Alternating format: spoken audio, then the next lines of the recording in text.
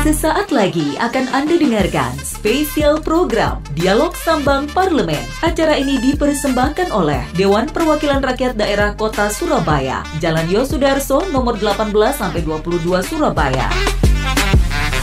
DPRD Surabaya, Omah Curhat Arek Surabaya. Assalamualaikum warahmatullahi wabarakatuh. Selamat pagi sahabat Sonora, terima kasih Anda terus masih bersama siaran kami Sonora FM 98 Surabaya, part of Kompas Media Radio Network.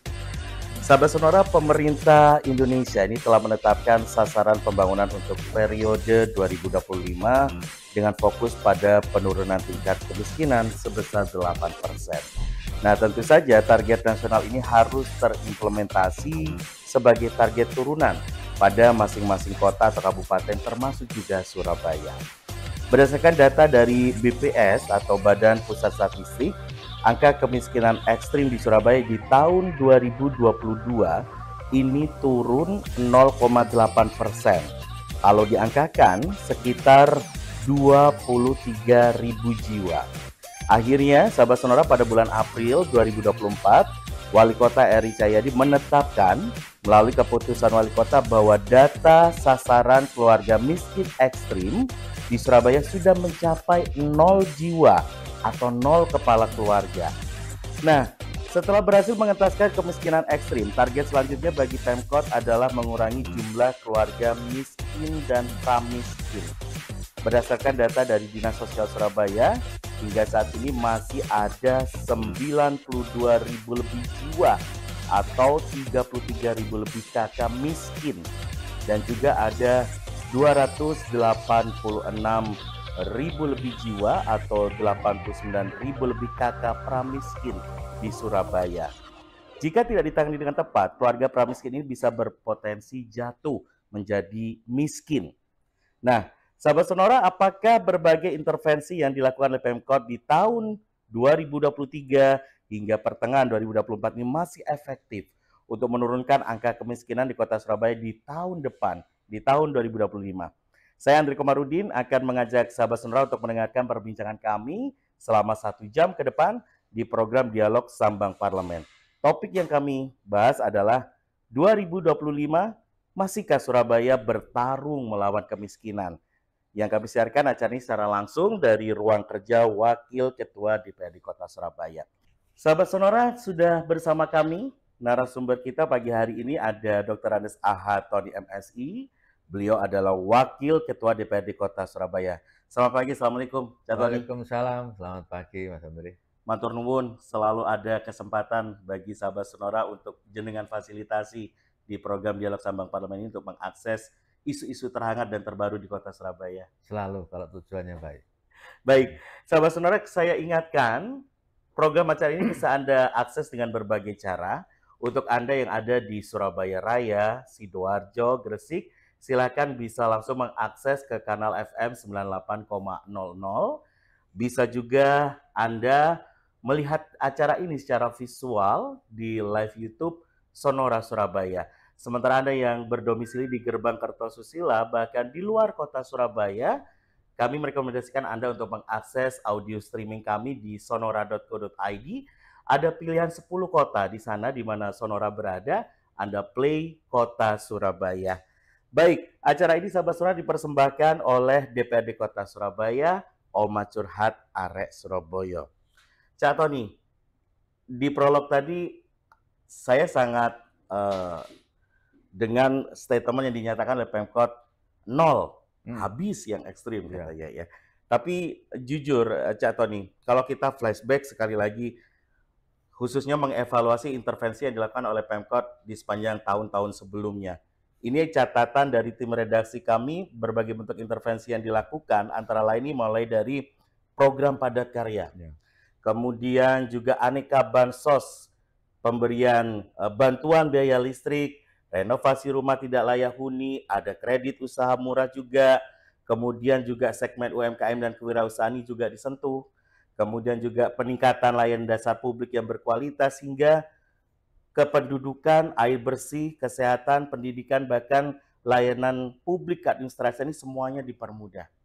Nah, kita penasaran nih Cak Tony ya. Pertanyaannya adalah, berdasarkan evaluasi dan teman dari teman-teman di DPRD Surabaya, benarkah benar-benar sudah tidak ada keluarga miskin ekstrim di Surabaya seperti yang diklaim oleh Pemkot? Cak Tony. Ya, kita bicara rasional dan berdasarkan fakta saja. Kalau kita mengatakan kemiskinan itu nol, kayaknya kita itu seperti gini. Alam ini diciptakan ada siang, ada malam, ada kaya, ada miskin. Ya memang itu faktanya begitu. Dan kalau kita mengatakan bahwa tidak ada malam sekarang, nggak mungkin juga. Karena memang siklus alam begitu. Kemiskinan juga demikian. Kalau kita mengatakan kemiskinan itu nol, kayaknya enggak juga. Buktinya juga kalau kita ada di warung kopi, orang minta bantuan, ada. Kemudian di pinggir-pinggir jalan, kemudian kita masuk di contoh yang kita lihat di zona Ampel, masih banyak orang yang meminta-minta. Dan kalau itu sudah enggak ada di Surabaya, kita boleh mungkin katakan bahwa kita nol. Tetapi kan fakta rasa di luar itu begitu. Tetapi kan Pak Wali, kami juga tahu Pak Wali tidak mungkin menyampaikan data itu tanpa ada menyampaikan informasi, memberi informasi tanpa data. Nah mungkin yang dimaksud Pak Wali itu kemiskinan ekstrim dalam batas yang mana? Mungkin begitu. Yang memang betul-betul pada hari yang berjalan mereka tidak bisa makan, itu yang bisa diatasi. Nah orang miskin tuh kadang-kadang kan sekarang mau yang dimakan aja tidak ada, apalagi mikir besok gitu. Nah mungkin sekarang untuk yang makan hari ini mungkin bisa diselesaikan, yang sudah mulai berpikir 3 hari ke depan baru berpikir makannya, mungkin begitu. Itu yang mungkin dianggap, yang mungkin yang diselesaikan begitu. Nah kami melihatnya ada nama istilah itu apa namanya, kemiskinan ekstrim, yang paling bawah, jadi yang paling berat. Kalau menurut saya kok ini terlalu berani kita mengatakan itu. Dan kita pun juga kalau umpama mematok angka kemiskinan di Surabaya, kalau kemarin berdasarkan data tahun 2023 yang kita jadikan pegangan untuk masuk pada penyusunan APBD tahun 2024. Itu sekitar 6,7. Ada terjadi penurunan memang karena pasca COVID, dulunya kan kita rendah, lalu begitu COVID kemiskinan menjadi meningkat karena semua aspek dihadapkan pada banyak masalah. Kemudian pasca COVID mulai itu kita mulai mencoba normalisasi ekonomi, recovery, ada hasil yang cukup lumayan sehingga angka kemiskinan menurun. Nah, dengan penurunan ini angkanya cuma 6,7% Mas Yan. Dari jumlah 3 juta lebih masyarakat Surabaya, artinya angka itu ada di dalam puluhan ribu sudah Mas Yan. Nah, kalau kemudian pada tahun 2024 itu diatasi sampai pada 0, saya pikir saya harus menyampaikan apa adanya. Belum melihat sebuah data faktual yang menjadikan bisa menyatakan dukungan bahwa Surabaya itu betul-betul adalah zero dari kemiskinan. Tetapi kalau kemudian yang batas ekstrem itu kami masih oke gitu. Nah, memperdebatkan itu saya pikir satu hal yang penting karena kita ingin menyelesaikan masalah, kita harus tahu seberapa besar masalah itu. Supaya treatment yang kita berikan itu sesuai dengan kebutuhannya. Nah, kemudian kalau angka itu adalah 6,7, data daripada angka ekstrem, kemiskinan ekstrem, mungkin 1, sekian itu yang mungkin diselesaikan oleh pemerintah kota. Tetapi tetap masih ada masyarakat, ya masih ada sisa. Bahkan adalah pramiskin yang kemudian itu adalah masih menghantui kita. Dan itu dibutuhkan sebuah kebijakan-kebijakan yang bisa meng-cover supaya yang pramiskin itu tidak jatuh menjadi miskin. Nah, antisipasi itu saya pikir menjadi gagasan kita bersama antara pemerintah kota dan dewan. Dan kemarin kami senang dalam perdebatan di dalam panitia anggaran itu saling menyampaikan argumentasi, saling ingin bukti bahwa masalahnya ada anggaran untuk kemiskinan sebesar ini, seperti apa nanti implementasinya, dan diskusinya makin sehat. Kami juga sependapat bahwa untuk penyelesaian kemiskinan itu dilakukan dengan beberapa model yang oleh Pak Wali kemarin. Ada yang mereka difasilitasi untuk mengadakan atau membuat kegiatan usaha, ada yang memang secara SDM-nya, potensinya nggak ada lagi yang bisa diberdayakan. Contoh ada orang yang sudah sepuh, kemudian lagi mereka sudah tidak punya anak dan saudara, kemudian lagi lalu mau dipekerjakan kemana? Nggak mungkin. Nah itu tetap menjadi kewajiban yang harus kita bantu total. Tetapi kalau kemudian ada warga yang kemudian rumah tangga, ada anaknya atau suaminya yang mereka masih bisa dipekerjakan, Pemkot memberikan kesempatan mereka untuk bekerja, minimal mendapatkan satu pendapatan UMR sehingga bisa hidup dari situ. Nah ketika itu mereka dimasukkan menjadi pegawai di lingkungan pemerintah, apakah itu pada outsourcing atau apa, maka kemudian mereka adalah dicoret atau dikeluarkan dari keluarga miskin ekstrim, karena sudah mulai bisa mandiri dan bisa memenuhi kebutuhan berdasarkan hasil kegiatan yang dia lakukan. Oke, ini belajar dari pola yang sudah ada, Cak Tony ya. Berbagai kajian dan pengawasan juga dilakukan tentunya oleh teman-teman di DPRD. Kira-kira nih Cak Tony, seperti apa prediksi fluktuasi angka kemiskinan di Surabaya untuk tahun depan, Cak Tony? Masihkah di tahun 2025 Surabaya ini terus bertarung dengan masalah kemiskinan? Dan pertanyaan selanjutnya, apakah berbagai intervensi yang saat ini masih dilakukan ini sudah efektif untuk kembali diimplementasikan di tahun mendatang? Ya, eksplanasi, proyeksi, prediksi, forecast terhadap kemiskinan di depan, kita perlu memiliki pemahaman komprehensif. Bagaimana konstelasi kehidupan tata ekonomi internasional dalam konteks sekarang. Pada dasarnya saya sampaikan, ke depan kita dihadapkan pada situasi yang cukup makin sulit. Dan kami memprediksi kemiskinan itu akan meningkat tajam. Situasi ekonomi dunia seperti ini, banyak perang, sementara negara kita banyak ketergantungan dengan negara-negara lain. Kemudian di sisi lain ada perkembangan teknologi yang mengancam pekerjaan-pekerjaan yang melibatkan banyak tenaga kerja. Kemudian bahwa teknologi robot, teknologi informasi berbasis aplikasi online dan sebagainya, itu menggerus orang untuk bisa bekerja pada ranah-ranah yang selama ini menjadi tradisi kita yang ditangani oleh manusia. Nah kemudian sisi lain kita juga melihat angka berapa orang yang tergradasi lepas menjadi tidak bekerja, katakanlah ada pemutusan hubungan kerja, dengan berapa jumlah daripada upaya kita sebagai pemerintah untuk menciptakan padat karya, itu tidak sebanding linear. Kita di satu kampung kita bisa membuat padat karya dengan katakanlah 2 laundry.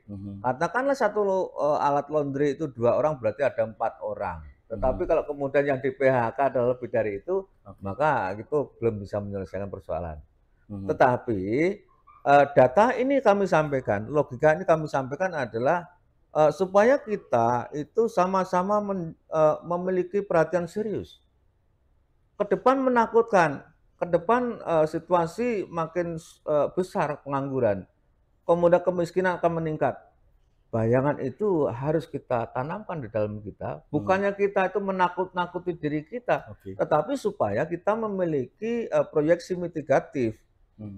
Supaya hal itu tidak terjadi, kalau toh terjadi bisa diatasi, maka adalah apa yang harus kita lakukan sekarang.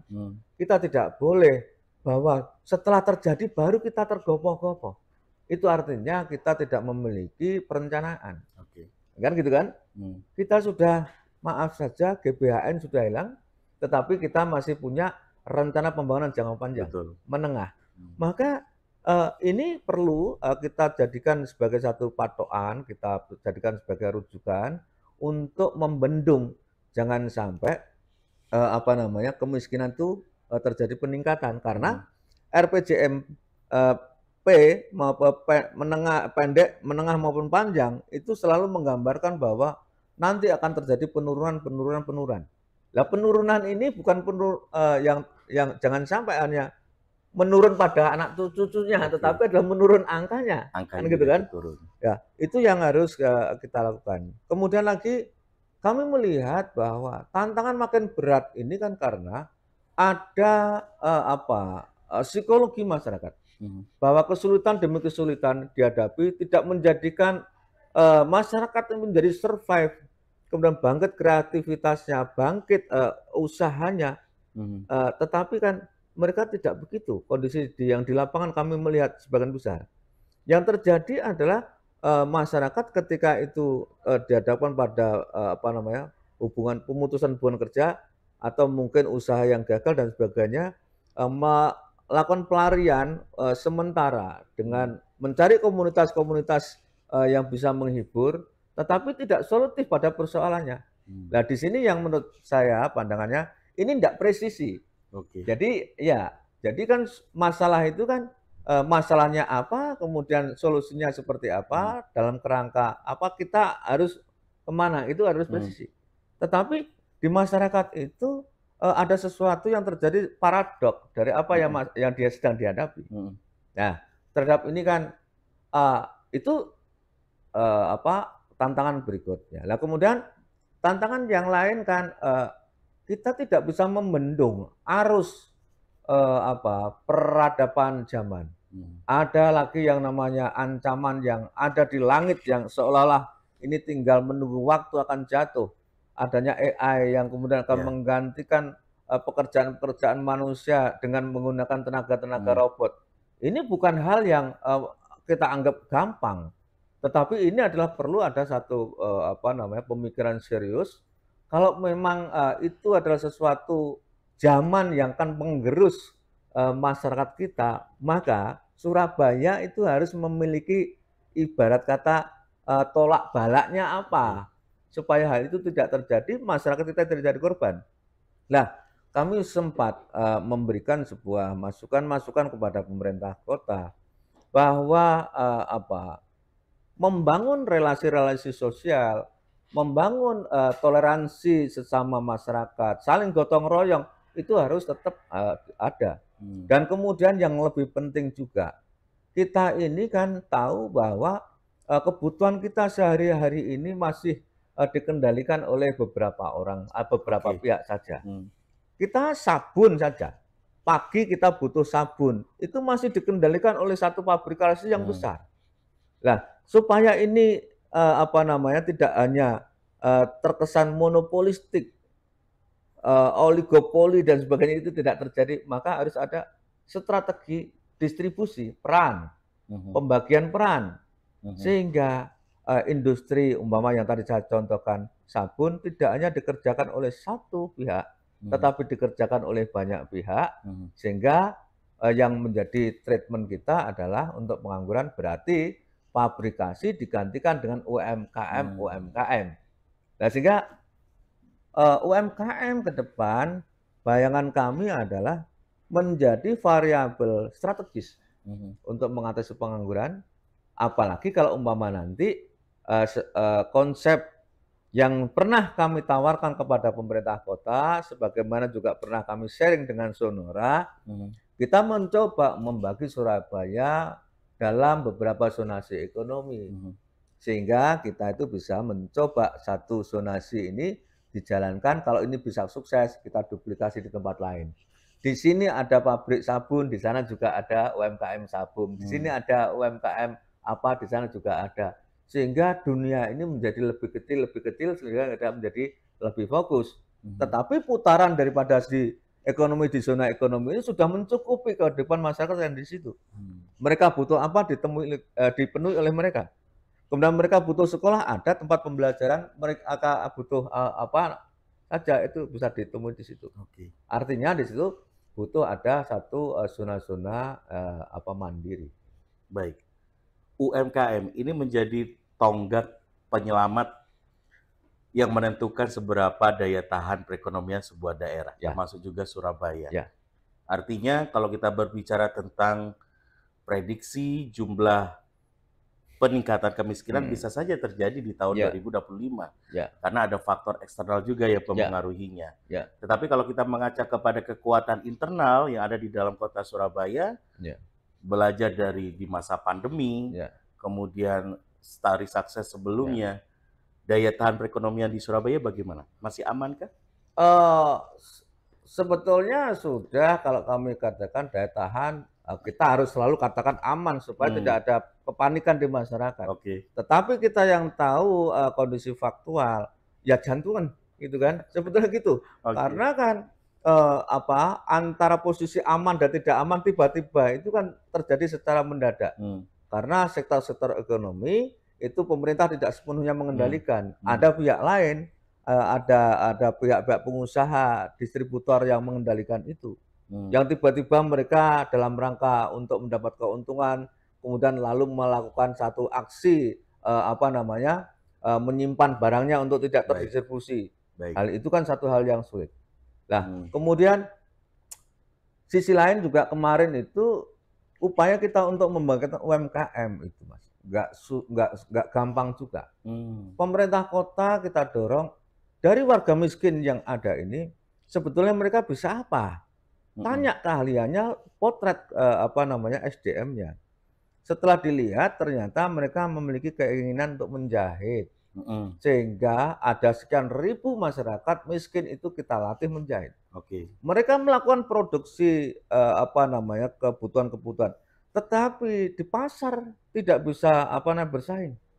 Sempat kita berpikir sebabnya apa? Ada orang butuh taplak meja, kita bikin taplak meja, tetapi dijual tidak laku. Ternyata di luar itu ada yang jauh lebih murah.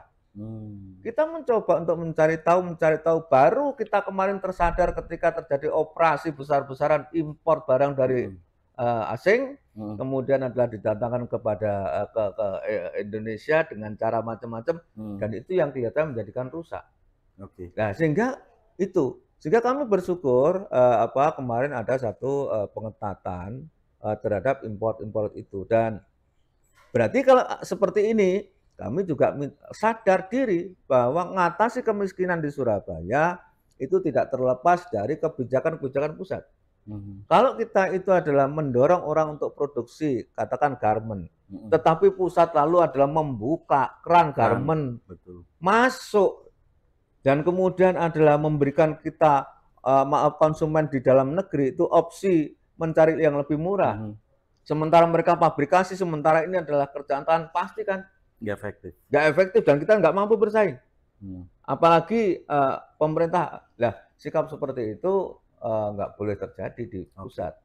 Saya appreciate dengan upaya-upaya pemerintah untuk memberikan proteksi terhadap arus masuk barang dari impor yang kemudian bisa menggerus kreativitas lokal dan kemudian bisa mematikan bahkan memadamkan pertumbuhan ekonomi yang dibangun pada lini masyarakat miskin itu. Artinya berbagai intervensi ini masih oke untuk diterapkan kembali di tahun depan. Penajamannya adalah kepada hilirisasi di bidang UMKM. Betul. Kami coba akhirnya nyambung bahwa hilirisasi di bidang UMKM, kalau kita itu mau betul-betul menerapkan pada zona-zona kemandirian yang tadi saya maksud, maka akan bisa kita berbagi peran.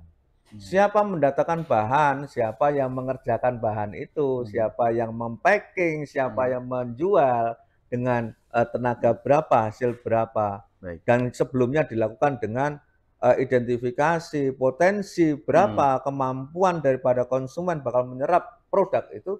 Maka kita akan bisa mencari solusi UMKM berjalan lancar dan kemudian bisa memenuhi kecukupan bisa berapa keluarga miskin yang harus bisa kita entaskan. Baik.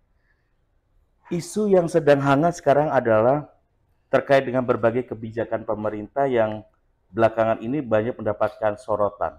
Misalnya, rencana pengenaan berbagai macam asuransi. terbaru asuransi kendaraan, ya, gitu ya, kan.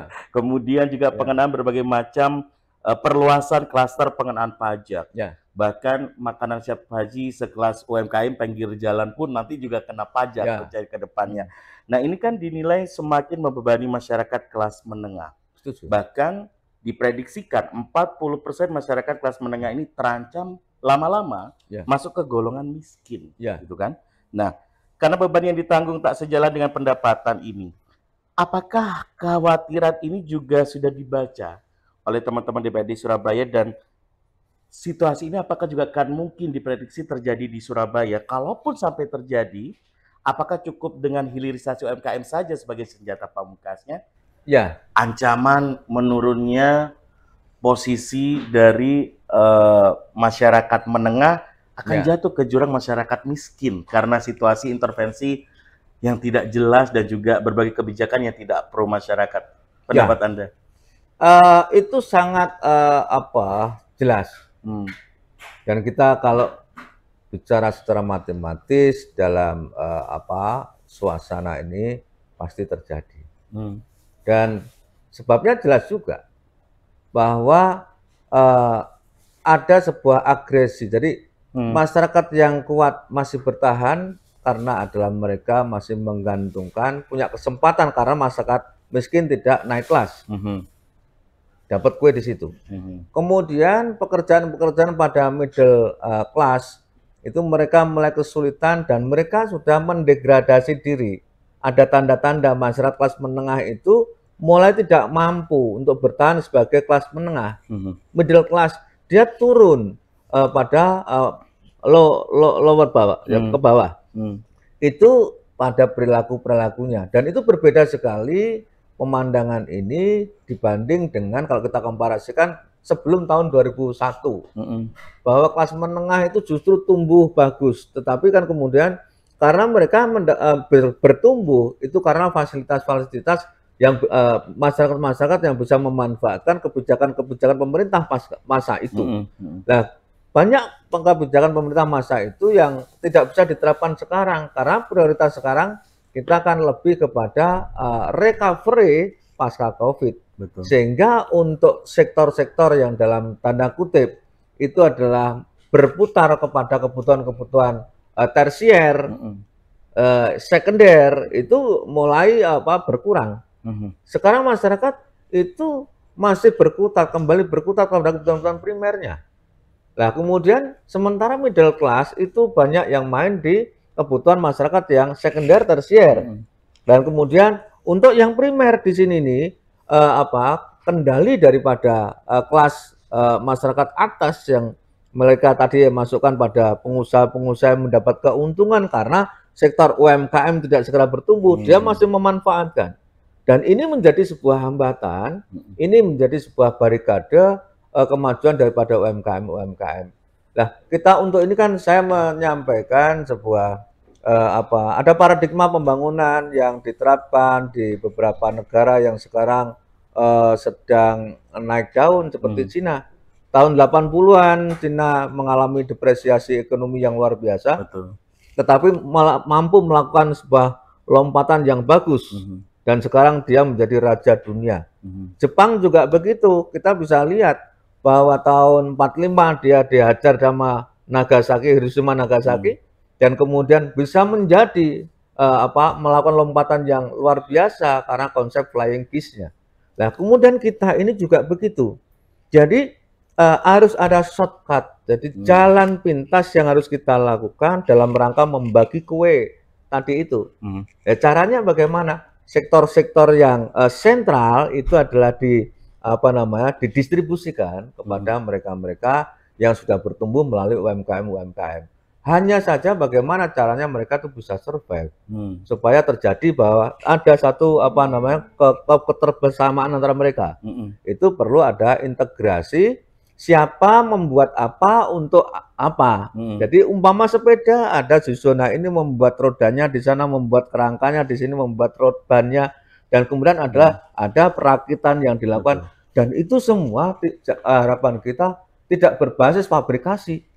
Kembali kepada itu dikerjakan UMKM yang kemudian kita mencatat variabel mulai bangun tidur sampai bangun tidur kita kebutuhan apa. Mulai lahir sampai mati bahwa kita itu butuh apa, kita catat.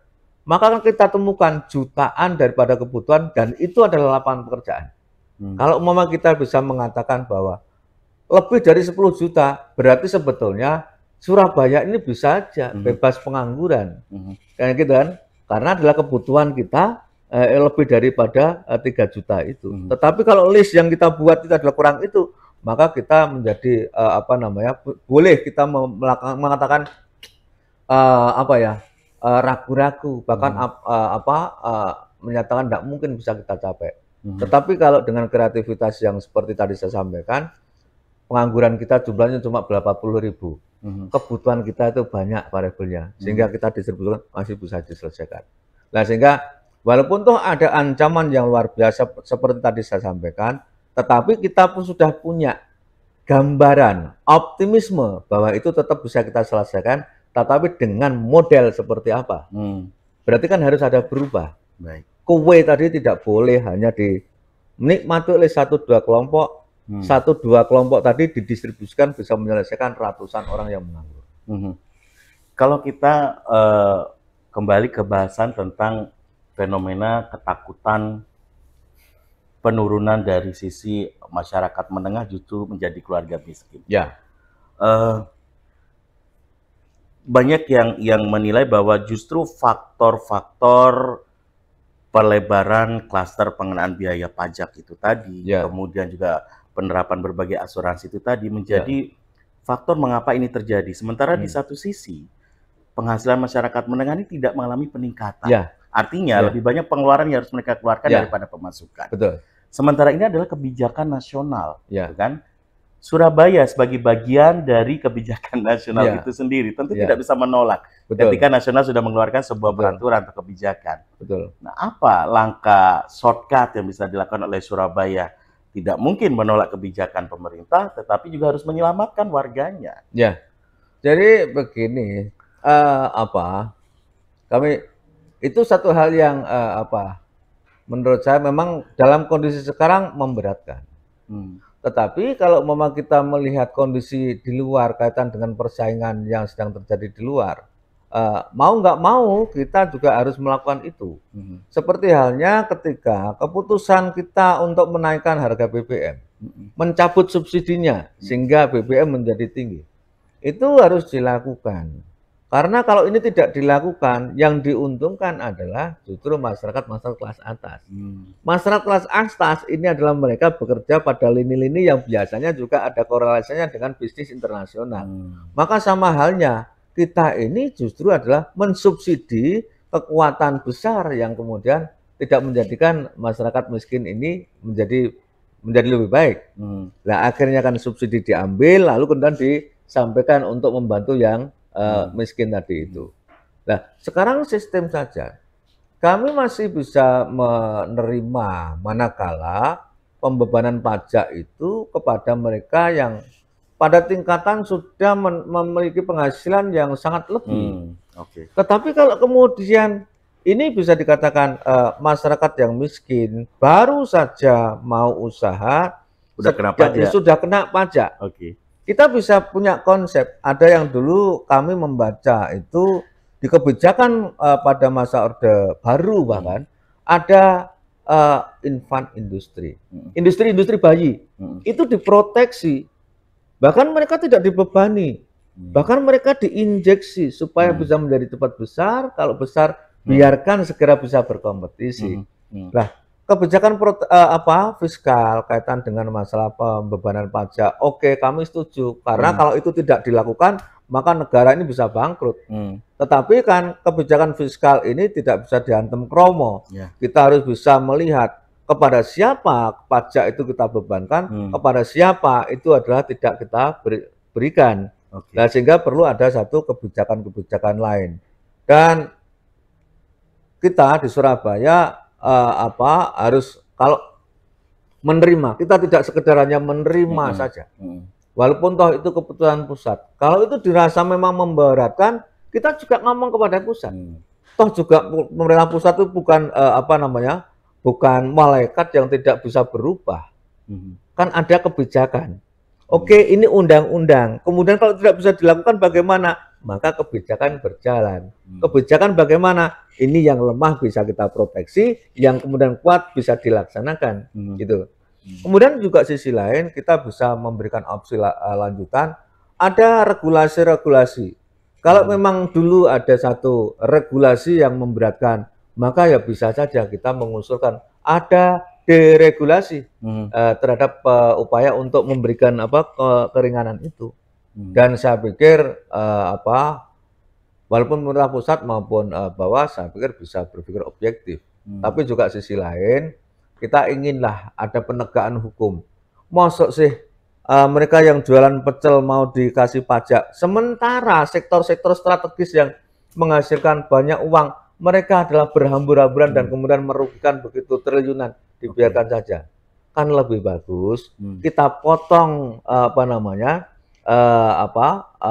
kue besar kita bagikan daripada kita tuh mengambil kue kecil lalu kemudian diberikan kepada orang-orang besar. Baik. Ini terbalik, fenomena ini harus kita luruskan. Baik. Kembali lagi ke Surabaya nih, Cak Tony. Basic problem masalah kemiskinan Surabaya itu sebenarnya apa? Intervensinya pun juga macam-macam diterapkan gitu kan. Ya. Tetapi kok ya secara angka ya medun sithik munggah maneh rada akeh, medun sithik gitu. Ya, kalau menurut saya basic utamanya adalah pada spirit.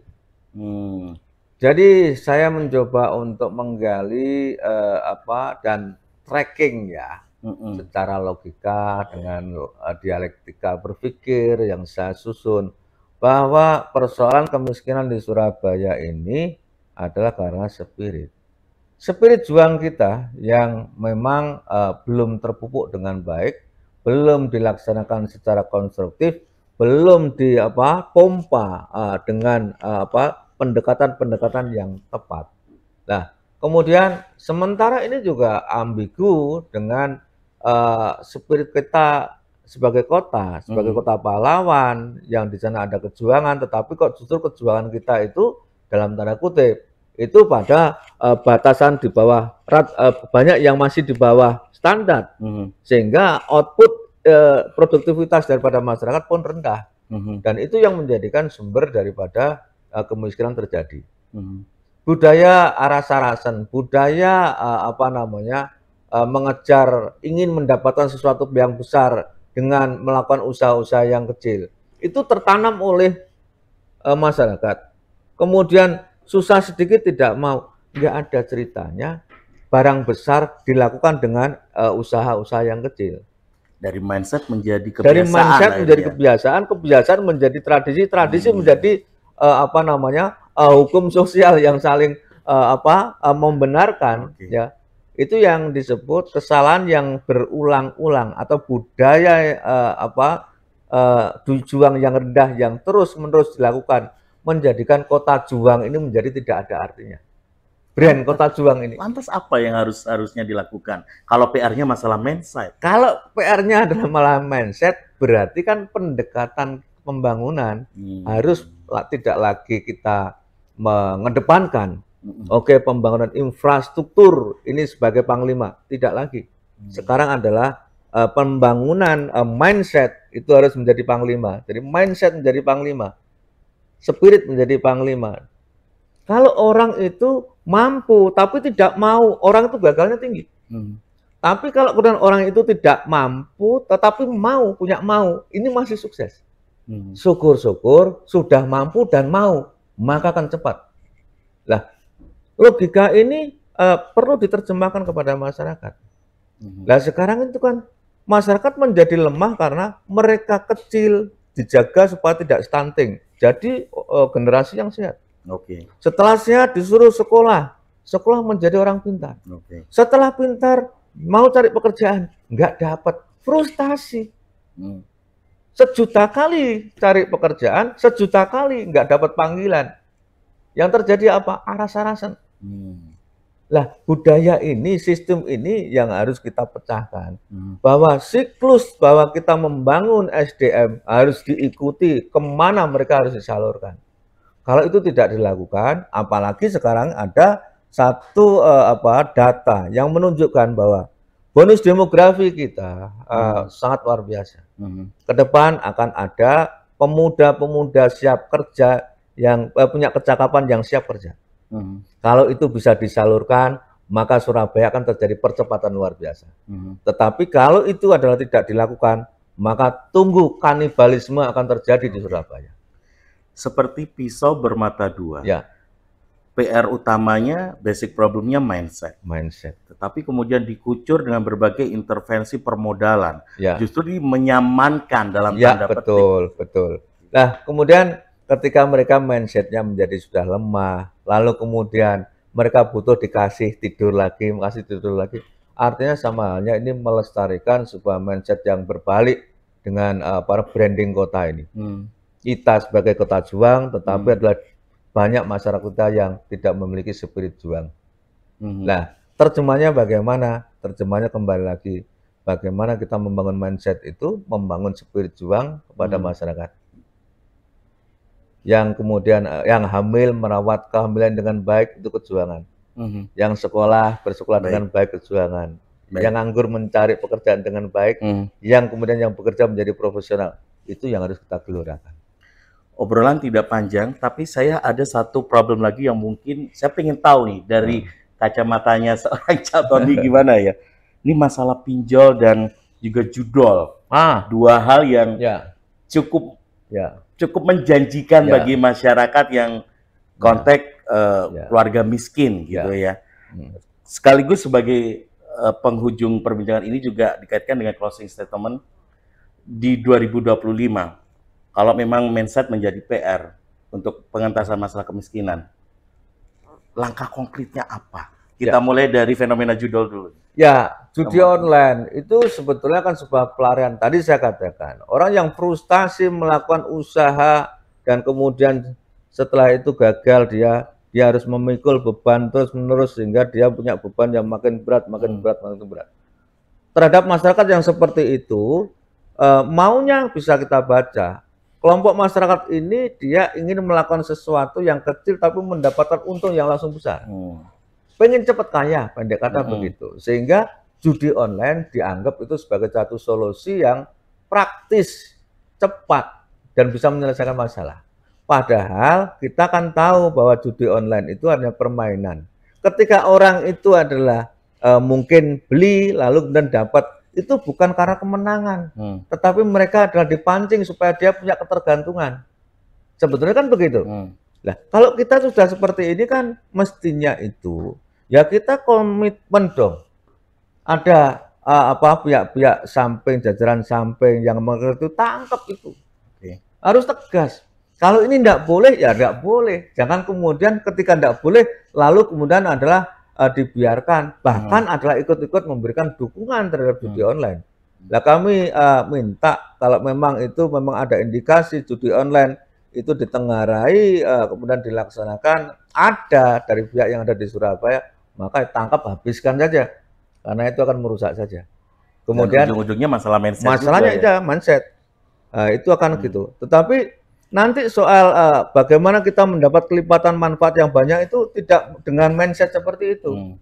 Tetapi adalah bagaimana kita bekerja dengan strategi yang tepat sehingga konsep ekonomi efisiensi diterapkan, lalu kemudian kita seperti konsep ekonomi kita menjual mengeluarkan sekecil-kecilnya mendapatkan hasil sebesar-besarnya. Untuk menghasilkan sebesar-besarnya ternyata disupport oleh skill kita. Gitu. Itu. Kemudian yang kedua untuk yang pinjol. Lagi-lagi pinjaman online. Kami ini tidak habis pikir. Pemerintah itu menerbitkan, mengintervensi perbankan, mengeluarkan paket-paket deregulasi perbankan, kemudian ada lembaga-lembaga yang mengontrol dan sebagainya. Mestinya sudah bisa membaca bahwa ke depan seperti apa. Kalau ada pinjaman online, harapan kami tidak dari perbankan yang tidak dikenal oleh masyarakat. BRI membuka, pinjaman online. Online kan hanya sistemnya saja untuk memudahkan. Lah ini enggak. Yang meminjami siapa tidak tahu, kemudian ada dia memberikan dan lalu kemudian Terus pertanyaan kita, OJK ada di mana? Kami ini jadi tanda tanya. Ketika itu ada masyarakat yang kemudian tercekik begitu, mestinya OJK yang mestinya ya harus turun tangan. Sudah bisa membaca, kenapa itu diizinkan? Itu yang kami sesalkan. Terus kemudian yang lain, memang harusnya kan dari perbankan ini harus introspeksi. Kenapa kok banyak orang lebih suka ke rentenir? Kenapa lebih orang banyak suka ke judi online? Karena layanan dia itu kan lambat. Baik. Low respon, maka harus ada perubahan karakter, harus ada perubahan cara melayani. Jangan dia hanya menghitung fungsi perbankan mencari keuntungan, tetapi perbankan dibentuk adalah sebagai satu stimulus menjadikan ekonomi menjadi lancar. Perbankan bukan sebagai lembaga bisnis saja, tetapi memiliki misi sosial, memiliki program untuk mendukung pemerintah. Dan kami memberikan kritik kepada lembaga perbankan, dan andai kata kami memiliki kesempatan untuk menyentuh ke sana, kami sampaikan, dan kami datang kepada DPR RI, minta untuk bisa sentuh itu supaya ada perubahan-perubahan yang lebih konstruktif. PR panjangnya adalah mindset untuk mengentaskan masalah kemiskinan di Surabaya. Real action-nya apa untuk tahun 2025 yang direkomendasikan legislatif eksekutif? Yang kami rekomendasikan APBD yang tadi baru kita tetapkan.